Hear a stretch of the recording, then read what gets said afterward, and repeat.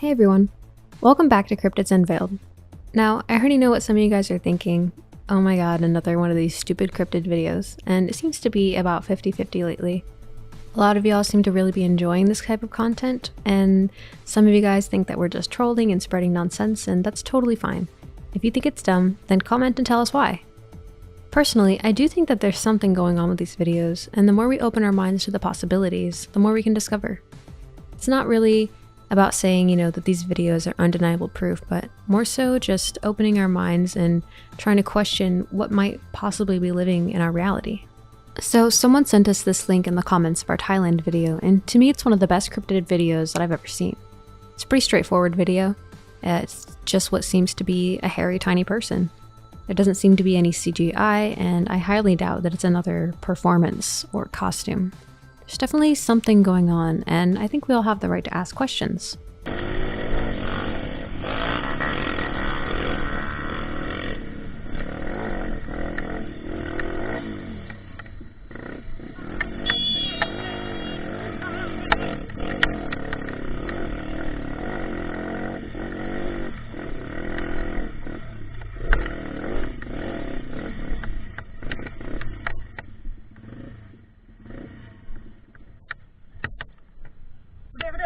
Gede.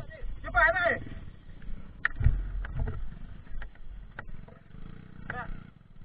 Balikin. Balikin belai. Oh. Tahan dulu. Tahan. Parang enggak? Parang ada.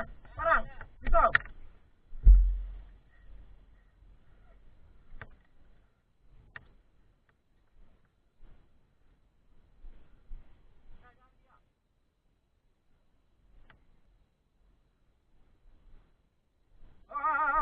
Masuk. Hati-hati je. Pegang parang dia tadi Tombak. Oh, tongkat. Masuk. Now the video goes pretty fast, so let's take a look at some still frames. It looks like these dirt bikers are just riding through the Aceh forest on the island of Sumatra, Indonesia. As they're riding down this path, a small humanoid being gets frightened and starts running away from them. You can see that this being is carrying a spear and looks to be quite hairy, something that's not really mentioned in the articles that cover the video. It is moving pretty fast, and it runs into the tall grass in order to get away. The people on the bikes then go after it as they're quite shocked at what they just saw. Now, the footage is shaky and overexposed, but there are a couple shots that show that this is in fact some sort of living creature. It doesn't seem to be some sort of human teenager that's just out in the wilderness of some lost tribe, and it's definitely not dwarfism. You can see that the proportions are clearly adult human proportions, just at a much smaller scale. So it's really intriguing because in this area, Nat Geo and History Channel have covered finding bones of an ancient pygmy people, but it seems a little fishy. It just seems like a way to divert curiosity by giving us a corporate answer. However, the issue is that they date these beings similar to how they date cavemen, which is of course thousands and thousands of years ago. But this isn't just some fantastical idea. In fact, the mainstream media doesn't even deny that this video is real.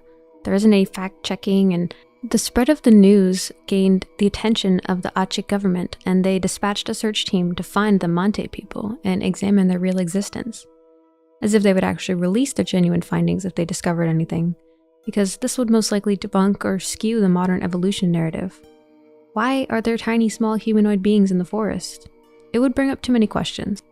The Mante people are one of the earliest ethnic groups frequently mentioned in the legendary folklore said to inhabit Aceh, Indonesia. The mythical Mante tribe are said to be smaller than the average man and flee when they see people from the outside world. There's a record from the 17th century where it's claimed that 2 Mante tribesmen were captured and presented to the Sultan, but of course, mainstream experts say that this is all legend and that there isn't any evidence. Well, I think a lot of us think that this video seems to say otherwise, and there's really nothing to debunk the legitimacy of the video. These experts tell us that an ancient race of small hobbit-like humans lived on the Indonesian island of Flores, on the other side of the archipelago around 50,000 years ago. They stood around 3.5 feet tall and had smaller brains. Fossils of the Flores hobbit showed that the early people had small brains and no chin. You see that there's no mention of these beings having had hair at all, and it's entertaining to consider that these might be completely separate from human beings. So you can see why they would want to keep this hush-hush, as it sort of begins to connect with other cryptids such as Bigfoots and Sasquatches from around the world. Are they maybe other versions of humans? The small tribe were also recognized as hunters and guerrilla warriors when the Dutch held Indonesia in the 19th century. News of the creature first reached the West in the early 20th century via Dutch colonists. In 1918, the Sumatran governor, L.C. Westenek, recorded an event that took place in 1910. A boy from Padang, employed as an overseer by Mr. Van H., had to stake the boundaries of a piece of land for which a long lease had been applied. One day he took several coolies under the virgin forest of the Barisan Mountains near Loebuek Salisik. Suddenly, he saw some 15 meters away a large creature, low on its feet, which ran like a man. It was very hairy and was not an orangutan, but its face was not like an ordinary man's. Others have speculated that it was Orang Pendek, which literally means short man, but refers to cryptids in a remote mountain forest of Sumatra. Because you can see if they claim that it's just some lost tribe, that they can say it's just some deformation or dwarfism. But if it's some sort of cryptid, then that's completely different. Researchers have reported numerous sightings of Orang Pendek since the 1920s, whom they believe are no more than 120 centimeters in height. This humanoid creature is said to be bipedal and covered in thick fur. Regardless of the size, it's an incredibly powerful creature and is said to have the strength to rip small trees straight out of the ground, according to Exemplar, which refers to it as an ape man of Sumatra. Westenek recorded another encounter in 1917. A Mr. Oostink, owner of a coffee plantation in Dataran, was in the forests at the base of the Boykit Kaba when he saw a figure sitting on the ground about 30 feet away. According to Oosting, his body was as large as a medium-sized native's, and he had thick square shoulders not sloping at all. The color was not brown, but looked like black earth, a sort of dusty black, more gray than black. He clearly noticed my presence. He did not do so much as turn his head, but stood up on his feet. He seemed quite as tall as I, about 175 meters. Then I saw that it was not a man, and I started back, for I was not armed. The creature took several paces, without the least haste, and then, with his ludicrously long arm, grasped a sapling, which threatened to break under his weight, and quietly sprang into a tree, swinging in great leaps, alternatively left and right. These sightings continued into the 1920s, some of them at very close range. In May 1927, a Dutch plantation worker called A.H.W. Kramer, who lived in Karinchi, reported seeing an Orang Pendek from a distance of only 10 meters. It had long hair and black skin. The beast ran away, leaving small human-like footprints. Also, in 1927, an Orang Pendek was said to have been caught in a tiger trap but broke free. The traces of blood it left were examined by zoologist K.W. Damerman, who conducted that it was not from a bear, gibbon, or human. In the 1930s, interest in the creature waned, perhaps due to in part to the outbreak of the Second World War and the Indonesian struggle for independence that followed.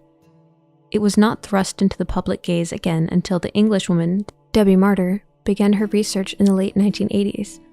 Martyr stayed on Sumatra and began to collect eyewitness accounts that would eventually fill several volumes. She had her own sighting in 1990. I saw it in the middle of September. I had been out here 4 months. At the time, I was 90% certain there was something here, that it was not just traditional stories. When I saw it, I saw an animal that didn't look like anything in any of the books I had read, films I had seen, or zoos I had seen. It did indeed walk rather like a person, and that was a shock. It was a relatively small, immensely strong, non-human primate, but it was very gracile, and it was an odd thing. If you looked at the animal, you might say that it resembled a siamang, or an agile gibbon on steroids. It didn't look like an orangutan. Their proportions are very different. It's built like a boxer, with immense upper body strength. It was a gorgeous color, moving bipedally and trying to avoid being seen. So, what do you think? Is this another BS video just to dramatize some random little person in the forest? Or is there something else? Something that's been hidden from us?